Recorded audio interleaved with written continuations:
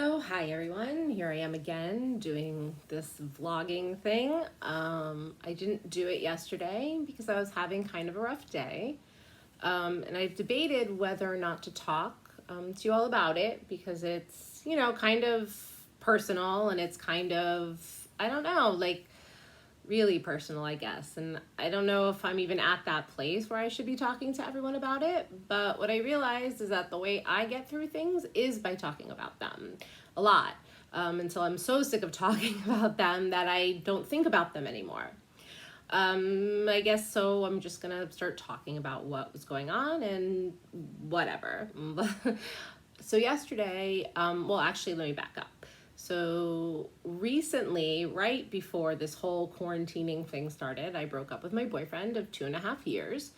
And I was pretty devastated because it wasn't like, oh, you just kind of go your separate ways or you want different things, or, it was actually kind of something serious. He thought that it was a good idea to put his hands on my body in a way that was, not permitted by me. I'm obviously not a person who is going to be hit, push, punch, strangled, kicked, whatever. That's not my personality. I don't take that shit from anyone. And that's basically what happened. And I left. And it, was obviously really hard. And yesterday, I spent a good portion of the day being very upset and crying and holding it in and whatever, because I have kids and I don't, really want them to know why. But obviously after this, they will.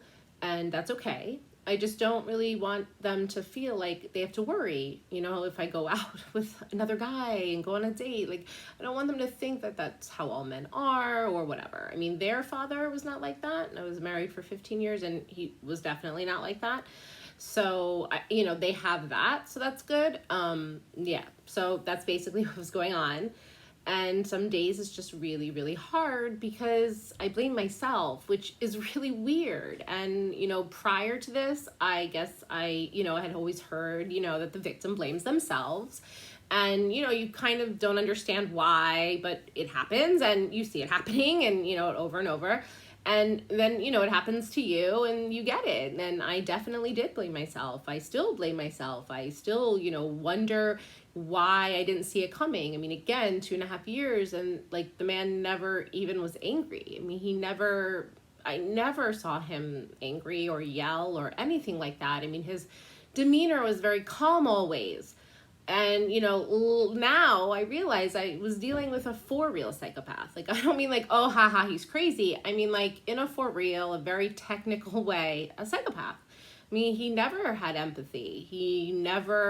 I would cry and he would stare at me like, what? It was so strange. And he would tell stories and he was so removed out of them. And I used to think like, but how do you feel? I mean, I used to say too, how do you feel? And, and he would say, well, this is what happened. But I would be like, but how do you feel? How does that make you feel? And be like, I felt sad. But you could see like in his face, like he didn't feel sad. The way he would tell stories, he was removed out of them, like he was viewing them through, like a TV. It was very, very strange. And I just thought like, okay, like he doesn't want to express his feelings or he's not in touch with his feelings. No, he doesn't have feelings. They're not there. Like he's not, it's just not that way. He is removed in that way. And it's not scary. I mean, I guess like thinking back on it, like I was never scared of him. Like I never thought, oh, like he's a psychopath and he'll hurt me or whatever. It just like never even occurred to me because I don't know, who really thinks that people are psychopaths? I mean, yeah, he lied. He lied to me for 2.5 years. Well, like 2 years. About being divorced. When we first got together, I thought he was divorced, that he had been for a long time. That's what he told me. Then in the middle of our relationship, I found out that he wasn't in fact divorced. But okay, again, he was separated, so it was fine. I mean, like it wasn't, it's just a piece of paper. And then I found out, because I found actually a piece of paper, a document, to prove that his wife had been living in the house the first like 4 months of our relationship, which obviously had I known, I would have gone nowhere near him because I don't need to take other women's men. I'm not so desperate. It wasn't that important to me. But he didn't tell me. And it was a really big problem for me, as it should have been, because not only was he now a cheater, which, I mean, I'm sort of the belief that once a cheater, always a cheater, but he lied. I mean, it was a huge lie. And the thing is that there were all these red flags, and I ignored them because I was like, oh, he just doesn't want to talk about it, or, oh, you know, it's too painful, or, oh, he forgot, or, oh. But no, it was because he was lying. And it's really hard to keep up a lie like that because it doesn't make sense. And eventually things, you know, you start to ask questions and things come together, and they could never come together. And by one piece of paper, I was able to put together this entire puzzle. And he was actually kind of shocked. And he said, I can't believe that from one piece of paper, you could put so many things together. And I guess it's because he never realized that I had all the pieces already, that I was able to see these, you know, weird things. I just, you know, was like, okay, well, you know, his ex-wife was apparently a drunk and all these things. And you're just like, okay, alcoholism, okay. Like, I don't deal with that. I've never had to deal with it. So I don't know what that's like. So you just sort of box it into one little category, and that's where it stayed. And I was okay with that.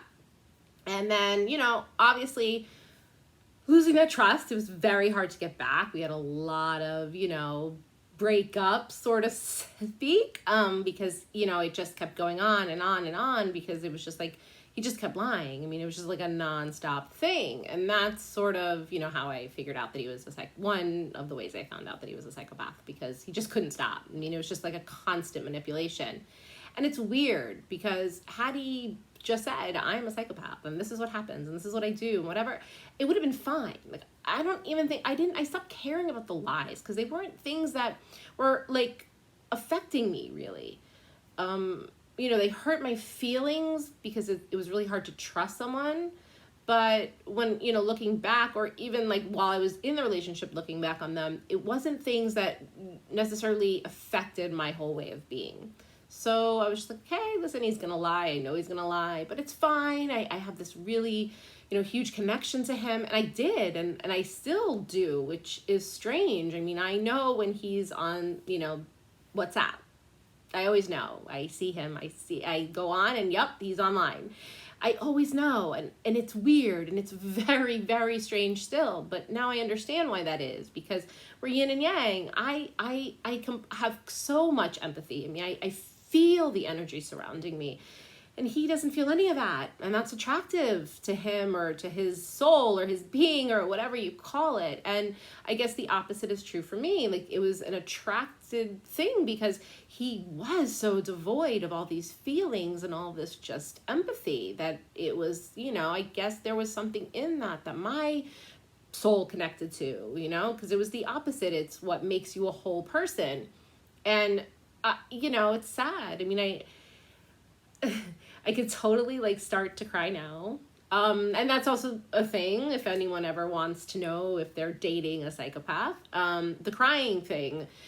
He was very good at faking crying. I mean, he wasn't good at it. He would fake cry. Like, I would see it and I would be like, is he kidding? And I, again, didn't connect it to, you know, any sort of psychopath situation. But when people really cry, they cry with both their eyes. They wipe both their eyes together because both their eyes are crying. When you fake cry, one of your eyes cries, and then you wipe one eye. So that's how you know. It's another, you know, way to know.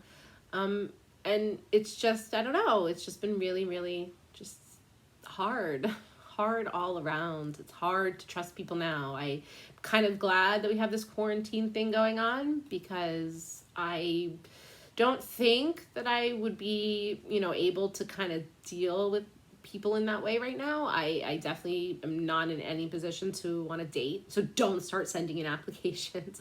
I'm not there, and I know that I'll eventually trust people, but I definitely don't right now. I definitely don't. I definitely want to know what they're after and why they would come to me and, you know, whatever. And it's okay because, you know, I feel like maybe having a little less trust is a way to protect myself. You know, forcing people to earn it instead of just giving it out for free is also not a bad thing. So I don't know. So anyway, that's what was going on yesterday. And this is what I'm talking about today because nobody wants to hear about this fucking illness anymore. I mean, it is just over for me.